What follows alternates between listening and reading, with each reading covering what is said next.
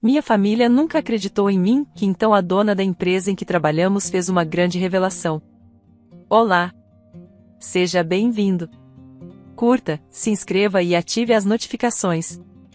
Eu sempre soube que minha família subestimava meu trabalho, mas jamais imaginei que tentariam sabotar minha carreira sem perceber que era eu quem assinava seus contra-cheques. Fique por aqui, porque o que começou como traição acabou se tornando minha maior cartada. E, se você gosta de histórias de vingança silenciosa e sucesso inabalável, já sabe, inscreva-se para acompanhar. Dinheiro não traz felicidade, mas pode bancar a vingança perfeita, principalmente quando sua família tóxica não sabe que você tem uma fortuna de 500 milhões de reais. Aprendi isso da maneira mais dura no mês passado, quando meus próprios pais e meu irmão tentaram arruinar minha carreira, sem imaginar que estavam mirando na dona da empresa. Meu nome é Mariana Oliveira, mas no mundo corporativo costumo assinar apenas como Mari. Oficialmente, sou a nova diretora de estratégia, CSO, da Everlin Biotech, uma empresa de ponta em biotecnologia com sede em São Paulo. O que meus pais e meu irmão não sabem? Há 2 meses, tornei-me acionista majoritária da empresa, comprando participações de forma discreta por meio de um fundo privado. Essa jornada, no entanto, começou há quase 18 anos, quando eu era apenas uma estudante bolsista e quieta, cursando engenharia biomédica na USP. Enquanto isso, meu irmão mais novo, Rafael, fez seu curso na FGV com tudo pago pelos nossos pais. O Rafa precisa de apoio, minha mãe vivia repetindo para mim. Você sempre foi tão independente, Mari. Independente é pouco para descrever o que eu fazia, equilibrava estágios no laboratório, aulas particulares e freelas de programação para pagar minhas contas. Enquanto isso, o Rafael viajava pela Europa, ostentando degustações de vinho e festas em iates. Eu sempre fui focada, tinha um sonho e sabia que, um dia, veria o retorno. E aconteceu. Antes de chegar aos 30, eu já tinha fundado e vendido 2 startups de biotecnologia. Fiz tudo às escuras, mantendo meu nome fora da mídia, usando empresas de fachada para direcionar os lucros, deixando o mundo acreditar que eu era só mais uma executiva comum. Por quê? Porque eu sabia como o dinheiro estraga as relações. Meus pais sempre exaltaram o emprego estável do Rafael em vendas corporativas, enquanto viam o meu trabalho como algum tipo de projeto arriscado. Você devia falar com o Rafa, minha mãe insistia. Ele pode te ajudar a entrar no mundo real dos negócios. Deixei que acreditassem que eu precisava desse apoio. Enquanto isso, executava meu plano mestre, adquirir a Everlin Biotech em silêncio. Eu estava trabalhando lá havia pouco mais de 1 ano. A empresa estava subvalorizada, mas tinha muito potencial. Por meio de uma rede de fundos e entidades, fui comprando ações e me tornei majoritária sem ninguém perceber. Quando o conselho me nomeou diretora de estratégia, achavam estar contratando apenas uma funcionária fiel. Não sabiam que estavam entregando o cargo à nova dona. A reação do Rafael foi deliciosa. Deve ser bom finalmente ter essa sorte, ele disse, cheio de sarcasmo, em nosso almoço de família. Espero que você não esteja se metendo em algo grande demais. Liderança corporativa é outra história, bem diferente de laboratórios. Minha mãe e meu pai trocaram olhares preocupados. Quem sabe o Rafael não pode te ajudar, minha filha, minha mãe sugeriu, toda solícita. Ele já gerencia equipes há anos. Sorri educadamente, lembrando que eu tinha cópias da aquisição trancadas no meu cofre. Vou pensar no caso, respondi, calma. Mas o Rafael não se contentou com indiretas. Minha promoção abalou a hierarquia familiar. Eles sempre foram o filho de ouro, o confiável, com uma carreira convencional. Eu era nerd estranha, mais discreta. Comecei a notar sinais quando ele passou a aparecer na Everlin para almoços casuais com gerentes de departamento. Eu via da janela do meu escritório, fingindo preocupação com a irmã sobrecarregada e tentando descobrir qualquer falha na minha liderança. Logo apareceram denúncias anônimas ao RH sobre possíveis diplomas falsos e credenciais infladas, tudo sem prova alguma e fácil de derrubar, mas que deixava claro, alguém queria me destruir. Só estou preocupado com você, ele disse, com voz doce quando confrontei. Você sabe, as empresas têm promovido mulheres rápido demais para bater cota de diversidade. Não quero que você se queime em público. Deixei-o continuar se enforcando, curiosa para ver até onde iria. Descobri ontem, quando o conselho recebeu um envelope lacrado, contendo um dossiê cheio de extratos bancários falsos, e-mails adulterados e uma história que me pintava como criminosa, desvio de dinheiro, uso de informações privilegiadas, relatórios falsos. Um trabalho primoroso de falsificação. O conselho convocou uma reunião de emergência para sexta de manhã.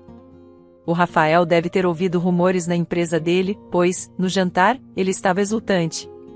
O conselho me chamou para a reunião amanhã, anunciou, cheio de si. Parece que vai ter uma grande mudança no topo. Meus pais sorriram, sem se perguntar por que eu não fora convidada para tal reunião do meu próprio cargo. O que eles não imaginavam é que, na noite anterior, preparei meu próprio dossiê, documentando cada manipulação, cada mentira e cada boato que o Rafael plantou. Dessa vez, também pretendo revelar que sou a dona da Everlin Biotech. Amanhã, eles finalmente vão descobrir quem manda aqui.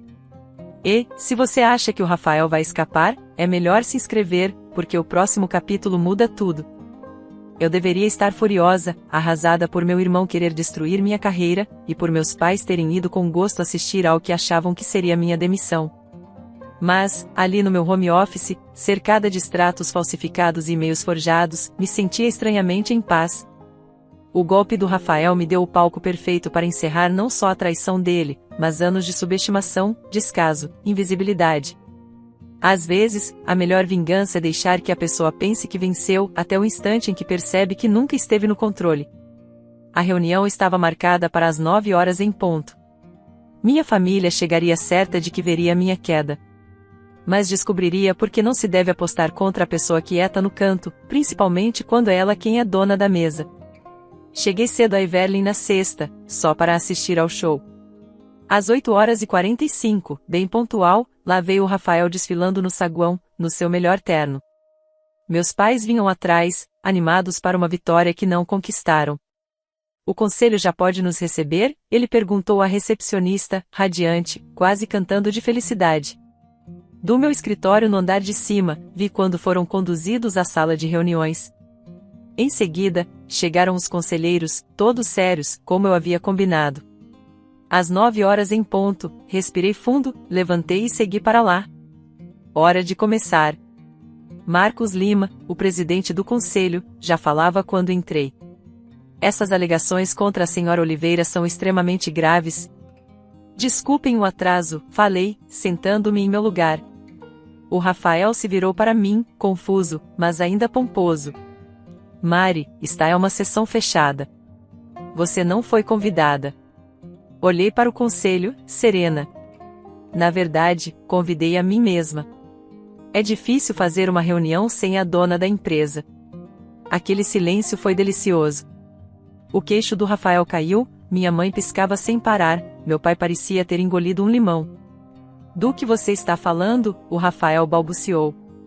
A Everlin Biotech pertence aos acionistas, é uma empresa de capital aberto. Correção, retruquei, sinalizando para minha assistente, Laura, que começou a distribuir pastas aos membros do conselho. Era uma empresa de capital aberto até 2 meses atrás, quando foi comprada, de forma silenciosa, pela Oliveira Strategic Holdings. Adivinha quem é a proprietária? Vi a expressão de choque percorrer o rosto de cada diretor. Alguns já haviam especulado sobre um investidor misterioso, mas ninguém sabia que era eu. Isso é loucura, o Rafael esbravejou. Você não tem dinheiro para isso, você é só uma pesquisadora? Só uma programadora, completei, sorrindo. Sim, você me disse isso muitas vezes. Laura, poderia tocar os áudios, por favor? E então, a voz do meu irmão inundou a sala, transbordando condescendência. A Mariana não tem perfil de liderança. Ela é boa no laboratório, mas vai fracassar nesse cargo. Depois, outro trecho. Vocês repararam alguma irregularidade financeira no departamento dela? Talvez valha investigar. Cada sussurro, cada manipulação, cada mentira, reproduzidos como uma orquestra sincronizada. Notei o Rafael afundar na cadeira, ficando pálido enquanto o clima no ambiente gelava. E temos mais, falei, erguendo o envelope que ele enviou ao conselho. Cheio de extratos e documentos falsos. Uma tentativa de assassinato de reputação. Você achou que ninguém verificaria as provas? Eu estava protegendo a empresa, ele tentou argumentar. Você não tem competência, nunca foi quem vence. Talvez não na sua cabeça, respondi. Mas sou quem merece expor sua espionagem corporativa, sua manipulação e a forma como você colocou em risco o futuro da companhia. Minha mãe tentou interromper. Você não faria isso com seu próprio irmão. Ele não tentou fazer o mesmo comigo, rebati. Vocês não vieram aqui para ver minha ruína? Meu pai levantou a mão, quase implorando. Só estávamos apoiando o Rafa. Fizeram o que sempre fazem, apostaram nele, cortei. Depois, voltei-me ao conselho. Peço desculpas pelo tom teatral, mas precisava que todos vissem claramente o que estamos enfrentando. O Sr. Rafael Oliveira cometeu graves violações para tentar me sabotar. As ações dele não só me afetaram, mas expuseram a Everlin Biotech a riscos legais. Marcos Lima pigarreou, com cuidado. O que deseja que façamos, Sr. Oliveira? Primeiro, que fique registrado que o Conselho analisou e rejeitou todas as acusações contra mim, por serem falsas, embasadas em provas. Segundo, que seja enviada uma carta formal ao empregador do Rafael, relatando sua conduta, os áudios, documentos falsos e tentativas de espionagem. E, por último, exijo que o Rafael e meus pais sejam banidos permanentemente das instalações da Everlin Biotech. Qualquer tentativa de contato com colaboradores ou interferência nas operações resultará em medidas legais imediatas. Mari, por favor, somos família, minha mãe implorou, com o rímel escorrendo. Dei uma risada fria. Família se apoia, comemora as vitórias juntas. Não inventa documentos falsos porque não aguenta ver o sucesso do outro. Peguei outra pasta de dentro de meus arquivos. Aqui está o contrato de venda da minha primeira startup de biotecnologia, 50 milhões aos 27 anos. A segunda, 180 milhões, 2 anos depois. Olhei para o meu pai. Eu poderia ter pago aquele clube de golfe que você tanto queria. Poderia ter bancado todos os presentes de luxo que dava ao Rafa. Mas escolhi não fazer isso. Eles encararam os números, incapazes de manter a velha narrativa. Fiquei em silêncio para ver quem me apoiaria quando achasse que eu não tinha nada. E vocês todos falharam nessa prova. O Rafael estava pálido. Você está me demitindo do meu emprego, murmurou. Não, corrigi. Seus atos é que fizeram isso. Foi exatamente o que você tentou fazer comigo, mas, desta vez, com provas de verdade e não falsificações. Levantei, reunindo meus documentos. Esta reunião está encerrada. Marcos, por favor, arquive toda a documentação e garanta a segurança dos arquivos. E, quanto a vocês três, Rafael, mãe, pai, a segurança vai acompanhá-los até a saída. Espera, o Rafael gritou, a voz trêmula, enquanto eu chegava à porta. Desculpa, eu tive inveja, não aguentei ver você finalmente melhor do que eu. Ele deu um suspiro. Não dá pra gente consertar? Ainda somos família. Virei-me uma última vez. Sabe qual é a diferença entre nós, Rafael? Quando você achou que eu estava por baixo, me empurrou mais fundo. Quando eu estava por cima, fiquei em silêncio para não te deixar mal. Respirei fundo. Essa é a diferença entre construir algo de verdade e viver de aparências. As semanas seguintes foram, no mínimo, interessantes. O Rafael perdeu o emprego assim que a empresa dele conferiu as provas da sabotagem. Minha história na Everlin Biotech vazou, e, de repente, aquele círculo de gente que elogiava o Rafael passou a me procurar. Meus pais deixaram recados chorosos, o Rafael escreveu cartas pedindo perdão. Até a terapeuta dele tentou explicar seu comportamento. Guardei tudo sem responder. 3 meses depois, eu estava fazendo hora extra quando a Laura me avisou. Alguém quer falar com você, disse que é pessoal. Era o Rafael, mas não o mesmo que eu conhecia. Mais magro, mais velho, cabelos curtos, sem relógio caro nem blazer de grife. Usava uma camisa simples e segurava um envelope pardo. Não quero atrapalhar, ele disse, levantando a mão em sinal de rendição. Só preciso dizer uma coisa. Ele colocou o envelope na minha mesa.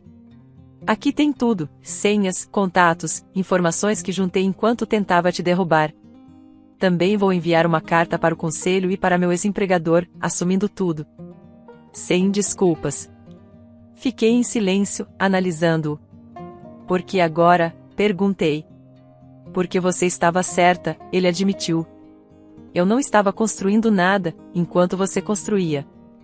E eu te odiei por isso. Ele respirou fundo. Estou recomeçando em uma startup pequena, num cargo inicial, sem atalhos. Não espero seu perdão, só queria que soubesse que, me deixar quebrar a cara me ensinou mais do que nossos pais ao me passarem a mão na cabeça. Ele se virou para ir embora, mas hesitou na porta. Mariana. Mande seu currículo daqui a um ano, interrompi, com calma. Não para um cargo de chefia, mas, se estiver disposto a provar seu valor, sempre precisamos de gente disposta a crescer do zero. Ele deixou escapar uma lágrima, fez um aceno e saiu sem dizer mais nada. 6 meses depois, a Everlin Biotech ultrapassou até mesmo minhas projeções mais otimistas. Estamos desenvolvendo soluções que transformam vidas, expandindo rapidamente e gerando centenas de empregos. Algo real, sólido, duradouro. Mamãe e papai ainda mandam mensagens de vez em quando, geralmente quando precisam de algo ou querem falar da filha CEO em jantares. Mantenho contato educado, mas distante. A aprovação que antes eu tanto buscava, hoje já não me faz falta. Da minha sala, com vista para a cidade, às vezes vejo o pôr do sol atrás dos arranha-céus e reflito sobre família, ambição e o poder de ser subestimada. Na semana passada, recebi um cartão de fim de ano do Rafael. Sem cobranças, sem pedidos, apenas uma mensagem sincera. Você chegou lá não por nossa causa, mas apesar de nós. Estou aprendendo a fazer o mesmo. Talvez essa seja a verdadeira vingança, silenciosa, conquistada e inegável. Obrigada por ler minha história e por me enxergar quando quem eu mais amava não viu. E eu quero saber de você, o que faria no meu lugar? Teria ficado em silêncio, revidado antes ou já passou por algo parecido, sendo a pessoa subestimada que constrói enquanto os outros ficam com os holofotes? Espero que este espaço seja mais do que uma narrativa que sirva de lembrete de que você não precisa de aplausos para provar seu valor. Às vezes, sua resiliência silenciosa é a maior força de todas. E se você está nessa jornada, trabalhando até tarde, sendo ignorado, subestimado, continue. Persista. Deixe que seu sucesso fale mais alto que a dor. Espero que tenha gostado da história. Curta, comente e compartilhe. Obrigado por assistir.